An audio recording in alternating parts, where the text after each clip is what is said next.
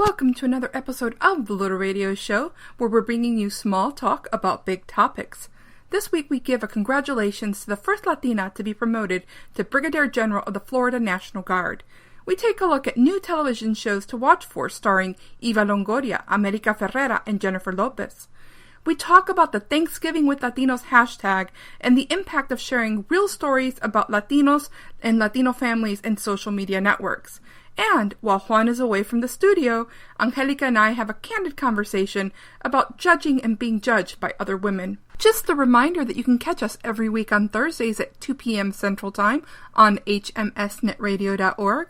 Our show archives and the link to our iTunes and Stitcher channels are available at thelittleradioshow.com. Hi everybody, this is Sandra Fernandez, and I'm so happy to be here with you for another week on the Little Radio Show. I am the publisher of Hispanic Houston and joined by my co-hosts here. Hey, this is Juan Alanis, and I'm one of the other co-hosts of the Little Radio Show, co-founder of Juan of Words, and thank you for joining us. Hi, this is Anjelica Cazares, and I am co-founder of Juan of Words, and now my own website, Crafty Thrifter. As we're going through and starting what is the bona fide winter season for Texans, I understand that the rest of the country, it's been winter for a while, but in Texas, not so much. This week we have a few in case you missed it items. So my first in case you missed it item is that the Florida National Guard a few weeks ago promoted their first Latina to general, which is very cool in my eyes. Colonel Valeria Gonzalez-Kerr was promoted to the rank of Brigadier General in the Florida National Guard. And so I would just want to say congratulations, General, I guess now, That's Valeria. That's pretty cool. Gonzalez-Kerr for being the first Latina to reach that rank in the Florida National Guard. And that's a pretty high ranking for anybody, right? She's a general. I know. Okay.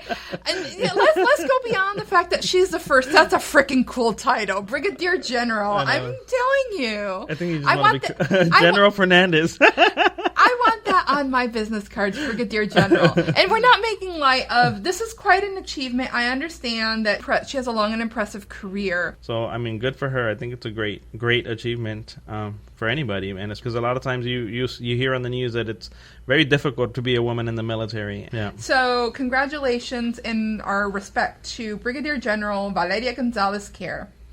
Now, in a lighter item on the In Case You Missed It, there are several new shows that have already begun, and one that I know Juan's going to actively watch coming up. So I know which one you're talking about already. So let's keep that one for the last. Eva Longoria is actually stepping back in front of the camera, or has stepped in front of the camera for a comedy called Telenovela. The show's already begun. It's on NBC. And what it is she describes it as a workplace comedy. She is an actress who's playing in a Spanish telenovela who doesn't speak Spanish. So it's like behind the scenes of the making of a telenovela. Well, yes, actually, but I haven't seen the show. I did see some of the trailers before it started, and it looked really, really funny. I'm not sure if it's going to catch on because this is really a spoof. You know, do you ever remember? And I'm going to date myself here. There's a really, really old show, 1970s or so, maybe early 1980s, called Soap, where they were doing a spoof on a soap opera. Oh, I think I remember. Yeah, that's what this sort of looks like, and it's interesting. Now, Eva Longoria has been doing a lot of work with television and movies, but she's been doing it from the production end. I mean, she had the Devious Maids, which she produced, which is very controversial, and it received a lot of criticism, even though it's a runaway hit. Yeah. For what is it, Lifetime? I think that it comes on. I think so. I don't remember. It's interesting. It's good to have her back in front of a camera. I wish her all the luck on this. But what I find interesting is that they're running telenovela back-to-back with Superstore. Now, Superstore is the new show for Anjelica Ferrera. And that's another one who's been away from TV for a while. And is that on the air I was just also? about to mention that. I did watch some of the previews on Anjelica Ferrera's Superstore. Yes. And I love her as an actress, so I'm very excited about her coming back onto the screen. Anjelica Ferrera is another workplace comedy. Yeah. It's already started. It's also on NBC. This is literally, and I know they never use the W word, and you know what I'm talking about. Yeah. They call it Cloud9, and Cloud9 is the superstore that Anjelica Ferrera is like a floor manager of or whatever, and it does the funny about the people who work there and the situations around it and the people who actually are customers there. That's a very popular storyline right now, right? I think their back line must have been from that website, The People Love W. I really, really do think so, because on the previews, a lot of the showings were things that you think you would, but it's a play on it. It's not as serious. I'm going to be honest. I don't know what you're talking about with W. Walmart. Oh. I'm sorry, don't sue us. We tried not to say it. I was like, I thought you were going to get it when I said that, when I said The People Love W. Yes, Walmart. But you know that storyline is pretty popular right now, like the behind the scenes of something like Brooklyn Nine-Nine does it, yes. And The Office did it, and yes. So it's kind of like it's. I like that story. I like that story. It's hard. It's hard to achieve. It's hard to watch them either, rise to the occasion or kind of fumble a little bit. It gives the characters, like the actors, a lot of like good material to work with, because you see a lot of their personality. Like the whole show is based on their personalities, so I like that. I'm not a big Eva Longoria fan, so her by herself is not going to get me to watch telenovela. I like the concept, and so I am going to be checking it out, even though, yes, I haven't seen it yet. I understand it's already been on. Anjelica Ferrera, I have checked out Superstore. I'm not sold on it yet, even though I've watched a couple of episodes. And so, Sandra. I know, what can I say? I'm very fond of her as an actress, and I've watched her in different roles. And even though when she played Dolores Huerta, she played Dolores Huerta. Yes, she did. Okay. Yes. She didn't. She played the wife. She played Cesar Chavez's wife. Yeah. Yes. She played Mrs. Chavez. Sorry. Yeah. Rosario Dawson was Dolores say. Huerta. So she played, Mrs. Chavez. That movie. I didn't like her in that movie. I didn't like anybody in that movie. I'm a big Michael Peña fan. I love Rosario Dawson. I just thought that there was something about that movie. It just didn't quite click for me. Well, It didn't reach its goal. I grasped a message. I didn't get the message. I kept waiting for something to happen, and nothing ever happened. Have you seen End of Watch? No, I haven't seen that. Okay, Anjelica Ferrera plays a very small part in there. She's a police officer, very no-nonsense, very understated, and I loved her there. Well, even though some would say that, it was a nothing role. Well, I liked her in that movie. One of the first movies she did was with where she played the daughter of, and she was like working at a dry cleaners or something. And I can't remember the name. Real Women Have Curves. Real Women Have Curves. I like her in that one. Well, everyone goes to Real Women Have Curves, and then the Sisterhood of the Traveling Pants. Yeah. But it was like, I'm looking forward to those shows, but not only because of the big name actors, but I like those shows and that style of show because they usually have like really good characters across the board, so the actors are all good across the board. So I'm hoping that's the case in this movie. I'm watching it because of the actors. Well, Telenovela's got some. It's got mostly a Latino cast in it because of the content of it. You're gonna recognize some of the actors in there have been in a lot of other stuff as either character actors or secondary actors. So it should be pretty cool. Well, for me, that's what gets me all the time. If it's a well-rounded show with good acting across the board, I'm always like, oh, I'm hooked. So the last show that I wanted to mention is one that's coming in January, and yes. The big J-Lo is going to be on there, and Angelica's house is going to watch it live. I'm already rolling my eyes. This is going to be intense. And I didn't even ask Sandra to put this on the list. No, it's important to know. I don't believe J-Lo's ever... And you can, someone correct me if I'm wrong. I don't believe J-Lo's ever starred in a TV show before. I think she was part of a TV show this is gonna be, the 90s. This is going to be... Well, she was dancing. Well, no, she was also part of a show called South Central. Yeah, where she played like a checkout girl or something. So, was it like a small, It was a primarily African-American show where she was like the only... did Latina she come on often, or was it just she was on there often. So, unlike the Eva Longoria and Anjelica Ferrera shows, this is actually a drama.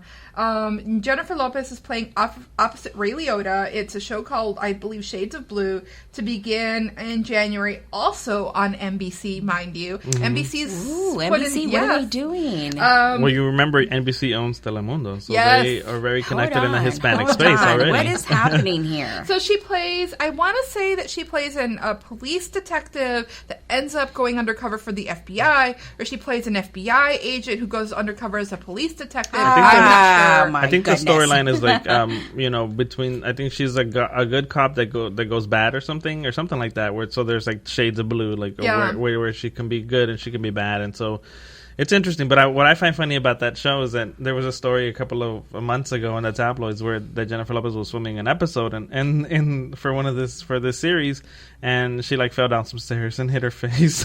You find that funny? You're just wrong. He's a guy, Sandra. He's a guy.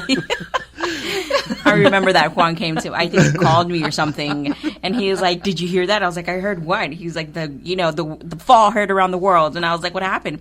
Jennifer Lopez fell down some stairs, and people got it on camera, and it was hilarious. And I was like, "Juan." No, but I like her when she plays like the more New York, like more authentic rose to herself. Yeah, because it's so against type. No, because it suits her. It suits her, and like it goes well with her. It suits her. Having her play a Texas Latina might be a further stretch, and you know which movie I'm talking about. Yes. Yes. I love the Selena movie. Mm-hmm. She's good in it, for what she was working with. All right, but she wasn't Sandra, that's it. I'm cutting you off. No, what I think sincerely, and I believe that she's gonna do a kick-ass a job of it. But since she's one of the one of the main actresses, let's see how she does, because other she has roles a lot she's of star had quality. She does, but that doesn't mean that it's gonna overfade her acting skills or whatever. She does she does very good performances. Now, to be consistent and on all the time and have sort of a character develop the way we do, another criminal thing with like Criminal Minds, the one that we follow often, me and you, Juan, and the actors, they're convincing. Well, I'm on the fence. I'm on the fence about the show, how successful it's going to be. But I was on the fence when she went on American Idol. I was like, no, don't do it. You're too big for that. And then she was like a overnight success. Everybody loved her, and she became America's sweetheart. So, I think that we'll see what happens. We're going to come back and talk about this. Oh, duh. Oh, yeah, definitely. Because this is definitely, I want to hear different opinions. So everybody has a set opinion. Let's see if the opinions has changed. Now, NBC, if it's in your heart, give us some advanced screening of a couple of episodes so we can review it before it starts. We'll be pleased to do that. We will fly to see J-Lo and interview her in person. Juan will fly to go see J-Lo and interview her in person. We'll travel for work. We'll travel for J-Lo. Yeah. And that's the in case you missed it for this week. If you're just tuning in, this is the Little Radio Show on hmsnetradio.org.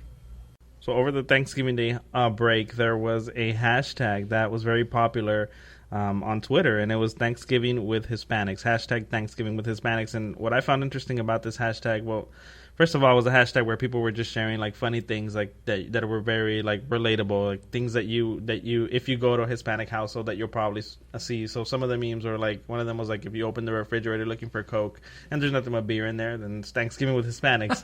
Or if it's 3 a.m. in the morning and your tia still wants to keep dancing, that's Thanksgiving with Hispanics. And so there was a lot of funny things, and it was very like relatable, but it was kind of a trending hashtag for a little bit, and it was inspired actually by translating with black families, which was another Thanksgiving with black families. Thanksgiving with black families, and which started first, and then it inspired the Thanksgiving with Hispanics, which I have to say, it had me cracking up laughing. Like, I literally had tears coming down my eyes from reading all the Thanksgiving with Hispanics, and I also read some of the Thanksgiving with black families, and they were pretty funny too.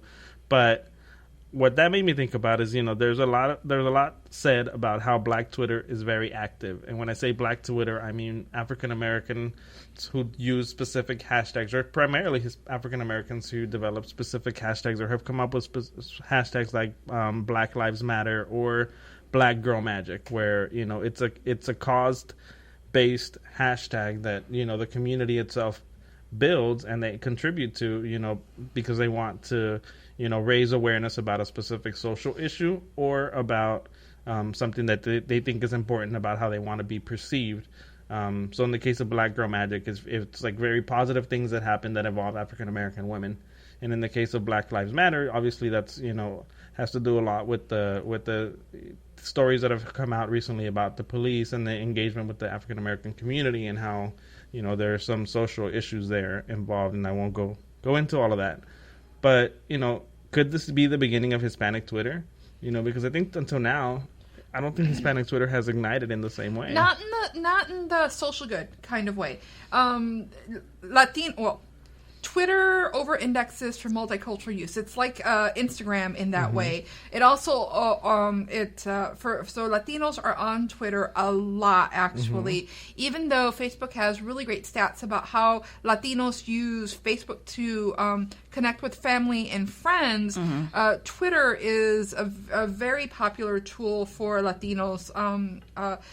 The fact we've been using hashtags for quite a while. It's great, but mostly we use them for lifestyle and entertainment and fun stuff. Yeah. And so what you're talking about is something a little bit more serious, something a little bit more substance to it. Right. Like, like what I thought, like in specific, I like Black Girl Magic because I think that's you changing the narrative about how people view, African American women. So I think, that us as Hispanics, there's so much said about us and there's so much, good and bad, but, for us to be able to drive the dialogue would be pretty cool. That's my opinion. But, I know that we do it for fun and that it's, it is fun to do and it's engaging. But, could 2016 being an election year, being that Hispanics are having so much more of an impact, could that mean that, we're going to continue to see, or that we may start seeing more cause or social related hashtags? Well, it would be a good thing. One of my concerns is that people mistake doing something on Twitter to actually relating to real life. And so putting a nice quote or I'll be honest, I posted one or two things during Thanksgiving with the Thanksgiving with Hispanics hashtag just because I wanted to contribute to the conversation and add my stuff about, what my family is doing or, funny thing. And mine was when you have more dishes than people. That's Thanksgiving with Hispanics. That's true. Or when you have more chairs than more people than chairs. Yes. But the biggest issue with that, especially when it comes to actually doing impact, my big concern in 2016 is that we need people to get off Twitter and actually go and do stuff like voting and making sure that they're, registered to vote, that they're actually voting, that they're finding out information. 140 characters is a great and wonderful thing to help substantiate, to help support, to help, cement the message. But I want people to actually get offline and do something, take action. Okay, take action. So I'm going to talk about this because I think it should be said. The thing with, I believe, as a Latina, a Hispanic person, and with family, obviously, who's very Hispanic, I think this is a great approach. The thing with I believe, for instance, my family, what I've seen in the past and what I've seen, like the progression of what happens online might not be immediate, say with is that Hispanics don't tend to take action right away.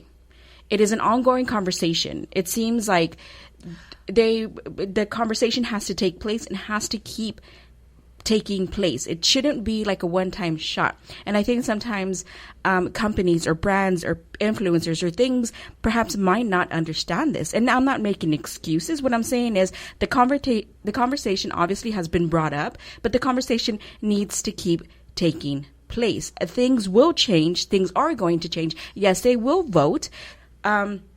Maybe not this election. maybe next election. And I don't understand. we do not have the next option election. for people to stay home. Well, here's the thing. I come from a place to say this, that maybe this is not our turn in this election, but it will happen. It's going to take place. I think the idea is we're so Instagramification because we have Instagram and Twitter and Facebook. And as soon as I put something on Facebook, my entire social network is going to see it because it's immediate. But we don't take immediate action. But what I think is the beauty of this hashtag is not necessarily that not necessarily that it's influencer driven. It's not celebrity driven. It's not brand driven. It's organic. It's the people, the real people that don't have blogs, that don't have radio shows. With that that hashtag, are doing it, with that hashtag being said, is that I've seen some of my friends on social networks integrating themselves and using the hashtag because it was organic, because they found it hilarious, because they found it entertaining, and they didn't jump out immediately. They seen it. It takes a while to catch on. Yes, but even in the case of something like what we talked about at the beginning of the show, which this woman in Florida who's now a general, that's something that we should be touting as this is, Black Girl Magic. Maybe it's, Latino Pride. Maybe it's, this is, something that's happening brown Girl Magic or something. I don't know what it is, but, just something that kind of helps to share those positive stories that are out there, because there's so many and they get lost in the shuffle. But it was great to see. I did participate in it because I loved what I was reading. And, people telling real stories or people telling funny stories about what their families are really like. Well, let's see what happens over Christmas. We've got Christmas and New Year's coming up, and if Thanksgiving is a good opportunity for positive stories about your family, Christmas absolutely is. And let us know if there's a hashtag out there that you liked over the holidays, when you want us to take a look at. Please let us know in the show comments. Just a reminder, you can catch the Little Radio Show on hmsnetradio.org every Thursday at 2 p.m. Central. We're taking advantage of the fact that Juan isn't with us by having a conversation on which we really just didn't think he would have anything to input. Yes. Add. Of course, as we all know, males can't really add. They can't contribute to the female conversation when it has to do with the female conversation, period. So I think what Anjelica is saying is what we wanted to talk about today is how, as women, we often feel, correctly or incorrectly, that we're being judged by other women. And honestly, I feel that. And maybe it's perhaps because we don't necessarily feel we're judging other women, but we are watching what they're doing. And watching what they're doing, what I mean is what they're wearing, how they look, the way they present themselves, the way they come across to all of us. And we're very much aware of what they are doing. I mean, of course, I don't, at least for the most part, I don't follow somebody walking in and see them throughout the day and see how they interact with other people. But I do take notice. I do take notice of how their hair might look, how their makeup is applied, and it's, I understand that it's very superficial. So we were at an event recently, mostly women in the event, outdoors, in a park. I dressed appropriate for being in a park. I was fine with it. My hair's up in a ponytail. I have glasses on. I applied makeup to go out into sunlight because there are going to be other women there. I think I went on and on about it too for a while. I commented. And it's fine because I know that my makeup was a little bit different than what I normally wear because I put on what I call my work armor. But there came a point where I was going to sit down on a picnic blanket and took my shoes off and realized, oh my God, my pedicure hadn't been done in several weeks. And I was just mortified with the thought that these other women were going to see how bad my pedicure was and judge me on it. And then I thought later, well, that is the stupidest thing. Here I am in this. We're all professional women. We've all got more important things to talk about. At the same event, I had on black pants that weren't exactly completely covering. Sort of to say that if my shirt would have risen, you would be able to notice some lines, such as underwear lines and so on and so forth. And I didn't recognize what I was doing until I stuck my bottom up to get up off the floor because this was a picnic. We were on grass until I realized, oh my God, I'm like mooning everybody. And I sat my butt back down. This wouldn't have mattered had I been around my family, had I been around sort of very close friends that I not that I don't care. Of course I care, but I know they're not going to, quote unquote, judge me. And why I feel these women would have judged me, I have no idea. But again, because they were all women with the exception of Juan. So why is that? Why do you think that is? That my first reaction was... Because we want to make a good impression. We want to make a good impression with other women. Before recording this, I told you, I said, there is a saying that goes, we dress up for other women. We don't dress up for men. Well, we don't. We don't dress up for men. We dress up for other women. When I used to work in an office, I still own my office wardrobe. But if I wore a new pair of shoes, people would tell me, oh, you've got new shoes on. How closely do you have to be monitoring somebody's wardrobe to know that the shoes are new? Again, because I am a very visual person. I have to say this much. I'm a very visual person. And so everything I do is based on what I see. I don't want to go into, I'm going to say a lot here that might not mean a lot to everyone and anything, but I don't judge based on what you're wearing, but I don't pay attention, but I do take notice, I guess is what I'm trying to say. I take notice. You just realized that you just contradicted yourself. I did. That's what I just said. Nobody's going to understand a lot of nothing that I'm about to say. As long as I understand myself and I know that I go out and I notice that if your shoes look freaking badass, I take notice. If you go out of your way to look nice, and I know some people go out of the way to look nice, and if I recognize the fact that you look absolutely darling, I in the past have never said anything. I would look and I would admire from afar. Now, what I've come to notice is that lately I go in and I compliment people. I compliment them on the way they look, on these shoes that I would love for myself. I compliment them on perhaps the makeup, that I sometimes people would wear things and do things that they're not trying. I mean, of course, they're not going to dress for me, but if I take notice, I want to compliment them. And I think that's what's missing nowadays is that we're too busy looking at them, but we don't tell them. We're not having these conversations. I'm noticing you. I don't know if you're making an effort. I don't know if, you woke up today and you're like, I'm just gonna, what is that? I'll wake up like this. I don't know if that's happening. I don't know if that's what you intended. I'm not sure. What I notice is what I notice. And I think you look pretty cool. The reality is, and I don't know if this is for everybody, but if I am dressed well and I've done my hair and I've done my makeup and I'm doing, the full court press kind of thing, either because I have a business event or because I'm going out, it adds a certain level of confidence. You feel like you're prepared for the event. You feel good. Mm-hmm. Being well dressed and being well put together usually does add a layer of confidence to whatever you're doing. Mm-hmm. The other thing that I do know is because I've seen this is people who go through a branding process where they are the principal brand, either because they're authors or because they're the most visible person in the company. One of the first things that the branding companies do is take a look at how you're packaged. Mm-hmm. From how you dress to how your hair is and etc. And I have seen some of the rebranding include helping the person who is the most visible person in the company actually dress differently and have their hair done and etc. Mm-hmm. This is for men and women. Mm-hmm. Yeah, and in retrospect to that, that's kind of annoying. That shouldn't be done there. It should be upon the person to want and willing to do it and not. But I understand that if you want to progress and if you want to get ahead,